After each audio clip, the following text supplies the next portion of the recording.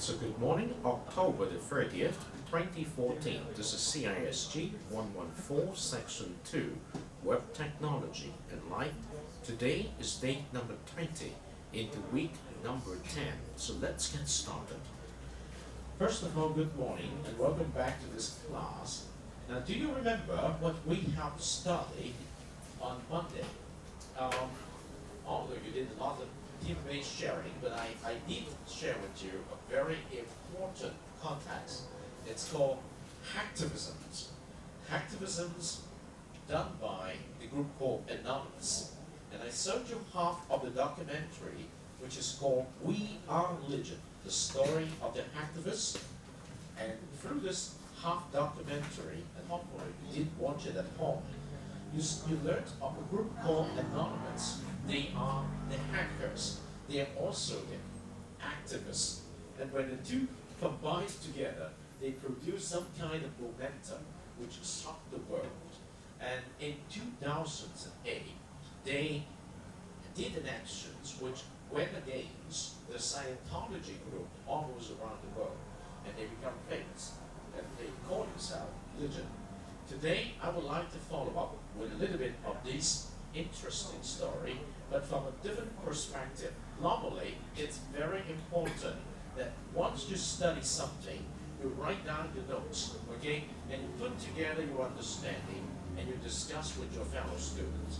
And today, we're going to have about 20 minutes to 25 minutes of this kind of forum discussions that I would like you to pay attention to. In the discussions, you will see a number of scholars. Actually, you met those scholars when you watched half of this documentaries there. And then you try to listen to what they talk about and combine what they talk about with your personal perspective obtained after watching this documentary. Hopefully, you did watch it completely at home. So we are going to start today's class by giving you about 20 to 30 minutes perspective generations on the hacktivists Anonymous. Okay? And then after that, I would like you to come back here as a group. Okay? Come back here and sign up that you want to do the sharings today. Remember, today is October the 30th. Now, if this team said, team number 4, they sign on October the 29th, they like to do the sharing, you will be given a chance, all right? Team 4. But for the other team, we have 7 teams here. I would like you to sign up again today with today's day. And so, at the end of the discussions there, you will be given a chance to do the team-based sharing. Now remember, next Monday is going to be a holiday. You will not have a chance to share next Monday, but you will have a final chance to share as a team next Thursday. So grab your chance to share to earn your classroom participation score, okay? So now, let's go to the perspective sections. Now remember, this is the kind of activity a college student should do on your own as a forum to put together the perspective. For the 2 signers, your team has already chosen, an individual here has already done something. When you meet together, you should have a forum of this kind, although you may not record it like this, okay? So let's get started. Some of whose members say we're going to attack the CIA next. They actually do it. And joining us now on the debate in Austin, Texas, Barrett Brown, former spokesperson for the activist group Anonymous. And joining us now on the debate in Austin, Texas, Barrett Brown, former spokesperson for the activist group Anonymous, now with Project PM. You met this In guy Washington, D.C., Joseph Ment, reporter at the Financial Times and the author of Fatal System Error. In New York, New York, Gabriella Coleman, assistant professor of media culture and communication at NYU. And with us here in studio, Stefania Milan with the University of Toronto's Citizen Lab. And I'm happy, first of all, to welcome everybody to the program tonight.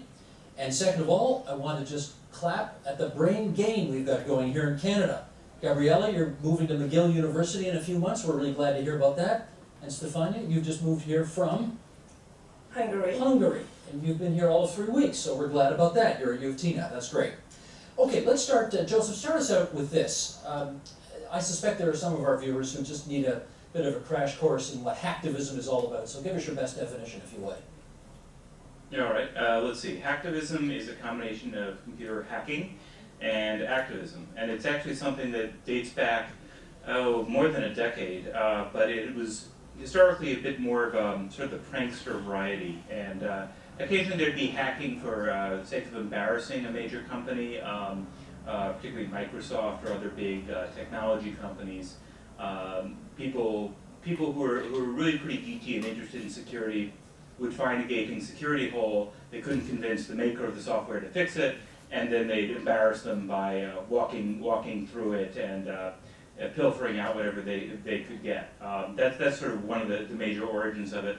And then the more recent era hacktivism, which is getting wide attention now, dates to, I'd say, early last year when Scientology managed to offend some online bulletin board users by trying to get a video banned.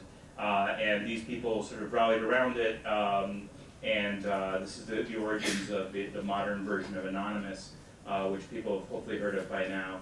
And they began to do organize real-world events, get a lot of publicity, and this is where the Guy Fawkes masks comes from. And eventually they sort of adopted interests that were more real-world than that, e.g. repression in places like Tunisia, and helped activists there. So it sort of began in the virtual world and has moved into the mainstream world. Okay, Gabrielle, let me follow up with you. Is it, I mean, it started as kind of pranksterish and that kind of thing, but is there a more constructive angle to it today that you think hacktivists are involved with?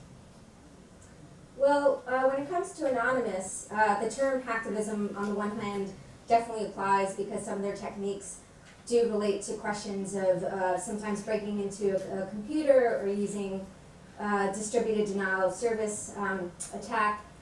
But they also use a lot of sort of tactics that have nothing to do with hacking or hackers, and a lot of people involved are also wouldn't identify as such. I think one of the interesting things about Anonymous is that, first of all, it's a name that anyone can take, so there's different groups or nodes or wings or arms that are sometimes unconnected. And then the second element is, just as Joseph has said, on the one hand, they've become a little bit more political, but they've also never let go fully of their kind of rowdy, prankster-ish kind of roots as well.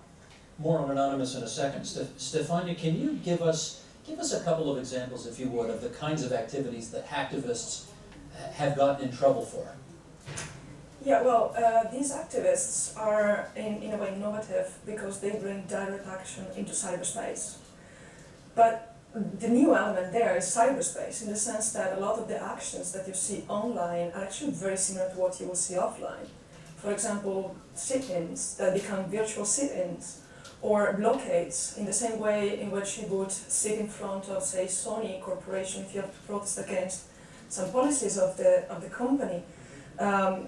These people do it online by blocking the virtual gates, so the website of the company. But cybercrime sounds very nefarious and dangerous. Is that what we're talking about here when we talk about hacktivists? Well, we look at both defensive and offensive tactics, and I guess that some of the more offensive tactics definitely fall under the umbrella definition of cybercrime. I don't quite like that though, and I'm sure that many of these activists would actually object to this definition. They don't like being called cyber criminals? No. No, okay. Because they have a political agenda behind that. So it's not only about disrupting, but there is a reason why you do that. It's not greed. Okay, Barrett, you're the guy who used to be involved with Anonymous, so we want to sort of pick your brains for a little bit here and find out more about them. And again, I don't want to start from the assumption that everybody knows who they are, because after all, they are anonymous. So let's start there. Who are they?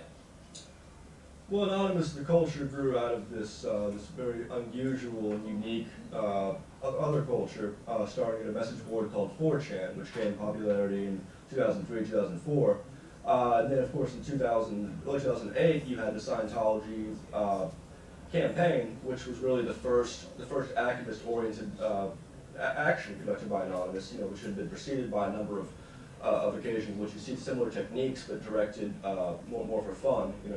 I think, as Gabriella, I think, alluded, Gabriella, even aside from the hacking, which of course is a major component and always probably will be of anonymous and similar groups, I think the fundamental unit here is information warfare. Not the majority of people who have been working on these campaigns in the last couple of years are not hackers and don't have those skill sets. Rather, that you have a lot of new techniques being developed by which to use information in order to achieve a goal. And how did you get involved in these guys? Attention. Well, I started a group called Project PM back in 2009 that sort of had similar objectives to what Anonymous would eventually come to itself. And then I was in discussions with anonymous participants for a while. Then when Tunisia started, I was brought in by Greg Hausch, who was one of the people who started the Scientology campaign previously, and also provided advice to other anons afterwards.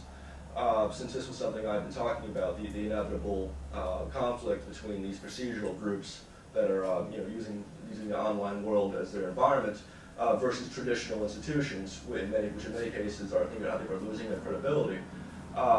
And so at that point we did quite a bit in the very beginning of the Arab Spring, and I think made some very good predictions, especially relative to what else was being said by more traditional pundits.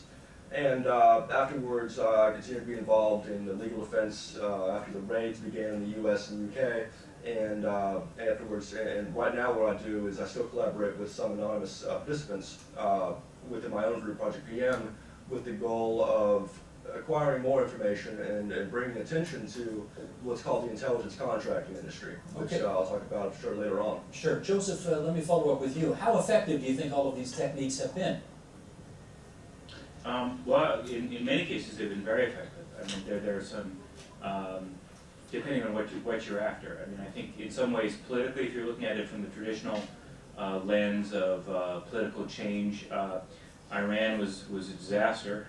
It was also a disaster for, I guess, traditional Western intelligence and folks like that were probably trying to help the rebels there. Some people in Anonymous helped the dissidents in Iran, and unfortunately they were rounded up and mostly arrested and killed. So that wasn't good.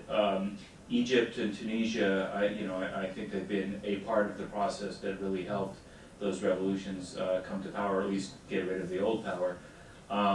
In the U.S. and elsewhere, they've been very effective at helping spread the word, spread awareness, either through the denial of service attacks, which are like these mass sit-ins where they make websites inaccessible and that generates headlines. And in amplifying Occupy Wall Street, I think they have helped spread the word about Occupy Wall Street. I don't think they're the ones that came up with it, but they're very good at using Twitter and YouTube and other newer forms of communication to spread the word about what a given issue is and what people are doing about it. So I think they've been very effective. Gabriella, you are in the shadow of Wall Street right now, so I should ask you this question. How influential and or effective do you think they've been in what's been transpiring there over the last couple of weeks? Well, there's two elements, just to echo Joe, who put it very well. They're very good at getting media attention. In some ways, what I find so fascinating about them is that they're in the tradition of the Yippies and Abby Hoffman or the Yes Men, except they're far more populist in some ways, since anyone can contribute. And sometimes their hacks of the media are not quite as elegant, and yet they're very, very effective. And I think Occupy Wall Street is a great example of that. Definitely Occupy Wall Street has become a very large phenomenon with many different groups and stakeholders participating in many different parts of the world. And Anons, some very active Anons are very active on the ground in different cities, obviously not necessarily revealing who they are. And then a number of Anons who are very technically oriented are helping out on technical working groups on internet relay chat as well. Stefania, I should ask you about that because we started the program by saying these aren't your grandmother's street protesters in the traditional sense of the word. These are not hippies? Is there a generational difference here between then and what's going on today? Yeah, in my opinion, there's definitely a generational difference there. And that should also correct our speaker from New York, I think, because actually hacktivism, as we know it now, became much more visible with Anonymous, so starting in 2009, but originated actually in the second half of the 90s, where some more arty groups try to foster a political agenda within the hacker community, which by definition wouldn't be very politically aware or much more interested into issues related to the politics of the internet, so only of the cyberspace, leaving out what happens out in the streets, if you want. What I see out there, and I've been studying activists, radical internet activists for the last 5-6 years, and I see a big generational gap between the anonymous generation and the older hackers. And in a way, you even see a funny attitude by the older hackers who are kind of dismissive towards these newer gigs, how they call them. Dismissive. Yeah. How come? Well, they believe that they are somehow at odds with the so-called hacker ethics, and they also believe they're not extremely good at what they do. So they think that they play some more tricks rather than actually real technical expert type of actions. Gotcha. And one big difference there is, for example, in the attitude towards the media and towards visibility. So the older hackers would not seek visibility through the media. Actually, their tactics would be much more clandestine. And this, is something that that is visible also in the fact that present-time activists are much less aware, of surveillance and privacy risks related to action online, and in fact they might be anonymous, but the FBI was able to track them down. I'm going to read, Barrett, something out of the San Francisco Chronicle from a couple of months ago and then get you to comment on it. This is about activities that took part on the left coast of your country. The amorphous hacker group known as Anonymous made good Sunday on its threat to strike the Bay Area rapid transit system, breaching an agency website and releasing customers' personal information in retaliation for BART's decision to cut cellular phone service to prevent an anti-police protest in San Francisco. The hack attack sent BART scrambling to protect its websites, and it infuriated some riders whose information was leaked. It came as the hackers also called for a 5 p.m. protest today at BART's Civic Center station, where a police officer fatally shot a knife-wielding man on July the 3rd. Okay, let's start with this, Barrett. What do you think of that action that the hacktivists did, that Anonymous did, against BART? Well, one of the phrases we like to use is that anonymous is not unanimous. And what that means is there's no charter, there's no leadership, there's no official titles, and there's not always agreements on tactics and objectives. In this case, this was an action that was very popular among some Anons and not entirely popular among others. Having said that, when you have situations where they release, where someone releases personal information of innocence, that's something that's worth criticizing. There's obviously plenty to criticize within any movement and any group. I think those actions also have to be looked at in context. If one criticizes Anonymous, as one should also look at the context that they're operating. I mean, this is the context in which we have 40 of our alleged participants having been raided with guns drawn by FBI agents for having allegedly participated in a DDoS attack against a corporate website. So, and that's obviously just the small of what's going on in the world. So, yeah, of course, there's been a number of things that some people have done that should not have been done. Given that last thing, Gabriella, that Barrett just said, do you have any sympathy for the tactics of Anonymous in this case?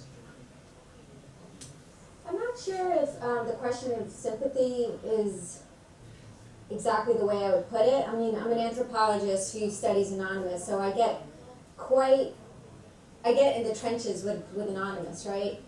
And obviously, I've chosen to study them because I think that they're fascinating, both anthropologically and politically. And actually, those issues are quite different. And I think when it comes to the politics of Anonymous, which is a little bit different from the anthropological dynamics I study, there's moments where I do the face palm as well. I cringe, and in some ways, I find what they do problematic, but also the fact that they're so hard to predict, and the fact that they're not unanimous is precisely why I also think they're powerful.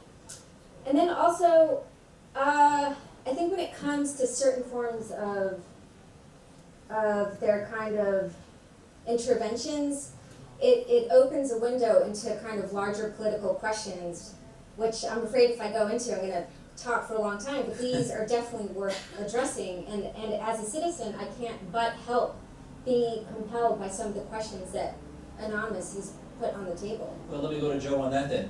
Is there anything about that Bay Area rapid transit situation that you found defensible in terms of Anonymous's conduct? Well, you know, I'm an objective journalist type, so I don't have opinions on things like this. I'll say that we mentioned criticism from older generation activist hacker types. And one of them, that's the sort of area that they do not approve of, and I think they lose a lot of their member support when they do things like print the social security numbers and home phone numbers of police officers and that sort of thing. There's this whole wing within Anonymous that has gone off on this anti-sec movement, which is anti-security. It's attacking not just defense contractors for political reasons, but also through garden variety law enforcement. So in your experience not then, gone Joe, over well. who are they targeting and why? If you're talking about that wing of Anonymous, you know, again, if anyone can belong to Anonymous, anyone can propose a given operation, and maybe it gains support and maybe it doesn't, maybe it gains a little support. The folks that have gone after defense contractors and the like, part of that is that they feel they're part of the bad stuff that's happening on the internet, increased monitoring, reduced privacy, that sort of thing. Some of them don't like U.S. national politics overseas. You know, a lot of it seems to be against sort of Western governments, and there's probably a reason that a lot of these operations have an infrastructure that's hosted in Russia right now, and Russia doesn't have a problem, you know, helping out groups that are attacking, you know, Western powerful interests. So I mean, there's a lot of stuff going on there. The attacks on innocents like BART riders has cost them some membership, I think. And I think the folks on that they're more aggressive on that sort of thing. One of their defenses is, hey, this gets us media attention, and when we get more media attention, people learn about the underlying causes, and maybe they'll join some of the movement. That's the defense that they offer. Let me pick up on something, Stefania, you said a few moments ago when you were talking about the generational differences between the older hacktivists and the younger ones, and you talked about hacker ethics. Yeah. Now, some people watching this may scratch their head and say, didn't realize these folks had any ethics. There are hacker ethics? Yes. There are several items in this ethics if you want, so it's difficult to now provide a compilation of what would be in there, but generally speaking, it was an attempt by the hacker movement to find a compromise between the fact that they could actually be pretty powerful in terms of using their expertise to break into someone else's privacy, for example, or you know, security networks and so on. And what are the boundaries, right? So what is legitimate and what's not legitimate tactic to adopt at a certain moment in time. Barrett, you want to follow up on that? Was it your sense when you were part of Anonymous Yes. that there was an ethical code that you were following? Yes, and you know, Joseph Min says, you know, when something like that happens with the release of information of innocent people, a lot of people in Anonymous get unhappy, and some of them will leave the movement. I think that speaks well of the constituency that makes up Anonymous, because you don't see that same kind of that ethical discussion. You don't see that wariness in so many of our opponents, such as the intelligence contracting industry.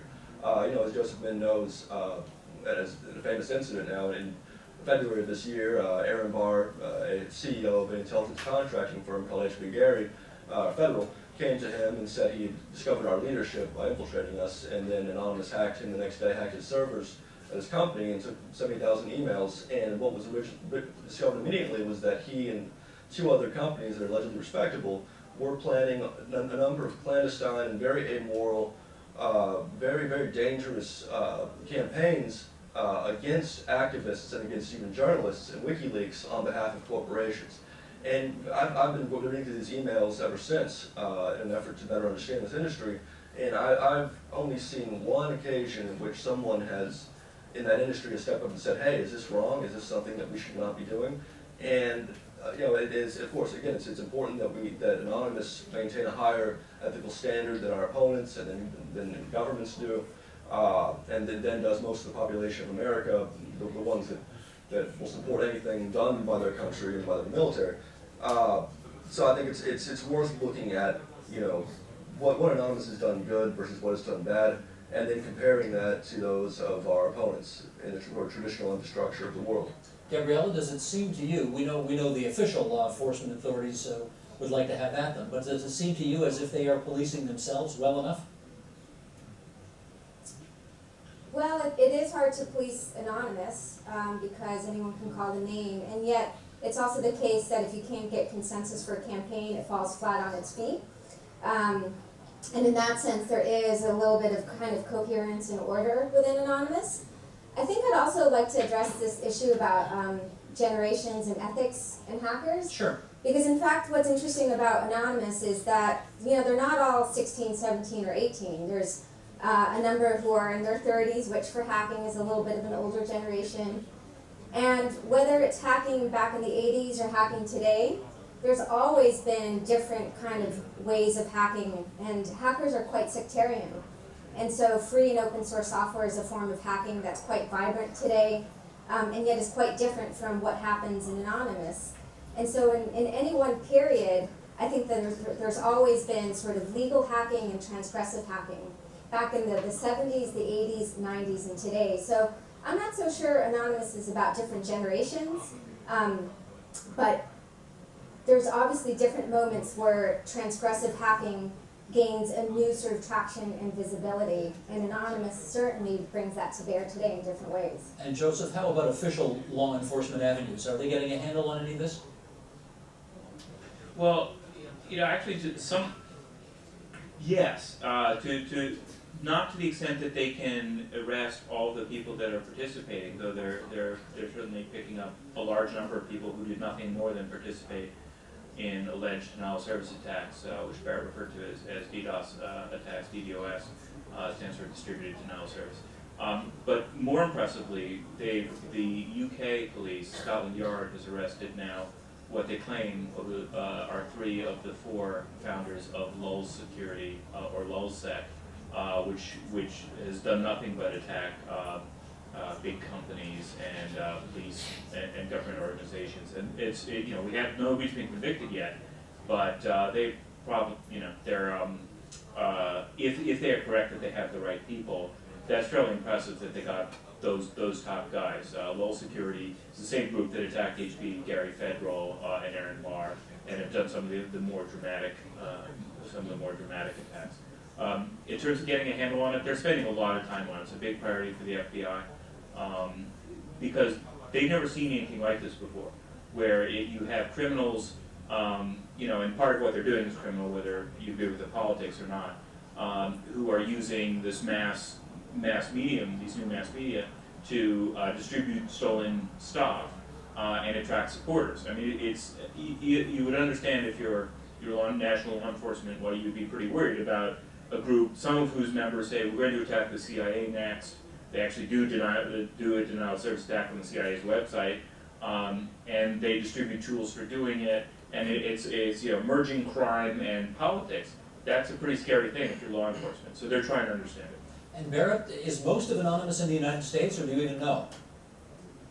You know, I would, there's really no way of knowing, but my impression is that a lot of more active Anons have been European, and but you have members from all over the world, and you know, increasingly in Asia and Russia, and as that happens, you're going to see probably a shift in emphasis, whereby we're not just going after Western interests, Western institutions to the extent that we have been, but rather more against you know, some of the greater tyrannies of the world, like China, which is something that I think is inevitable. But yeah, but it has this very strong European base, and always has. Let me follow up then with Stefania on that, because you've just come here from Hungary. Okay, now, I'm going to hold you there and let you go home and watch it completed. So far, I think the forum presented by these 4 scholars and the pose is very instructive. Let me try to see if I can stimulate your interest to thinking a little bit more. About 2 to 3 weeks ago, why the Alberta movement was going very strong in Hong Kong is still getting strong. The Anonymous group declared war to the Hong Kong government, also to the central government in China. And they set up different kind of weapons, okay, just like the weapons you were mentioned over there in the documentary last time. And then they sent out the messages to different people in Hong Kong and inviting people, if you're for this movement, if you want to give them some lecture, then press this button, go to this sign, press this button, just like pulling the trigger of your gun. And then several people, including some college students, pulled the trigger. And then in less than 24 hours, the police in Hong Kong identified where this trigger was pulled, okay? And then they went to the house of different people and arrested them. And so in the Facebook, the movement, the organizers said, please do not do anything like this, because in Hong Kong, not like in a European country, the United States, the law in Hong Kong, it's flexible enough for the police to capture you, to arrest you, because you did something which is considered as severely criminal. So now, I do not know if you press the button like this in the car, but fortunately, we do not have any reported cases like this. But the question is very interesting. What they are talking about, first of all, is who are the anonymous group? What are they doing? Okay, and they gave examples of the bad things the anonymous have done. Particularly speaking, the host used an example which was carried in the San Francisco Chronicle in June 2011.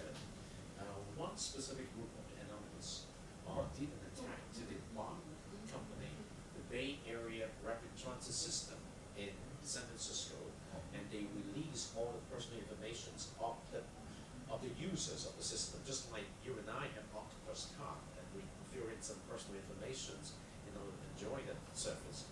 And then one day you discover, because of the attack of the anonymous group, your personal information was stolen by someone else. Okay, it was somewhat like this kind of attack, and so they provide a bad example of the group's nature.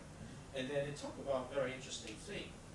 They talk about one thing that you heard the former participants, Barrett said, in an anonymous group, there is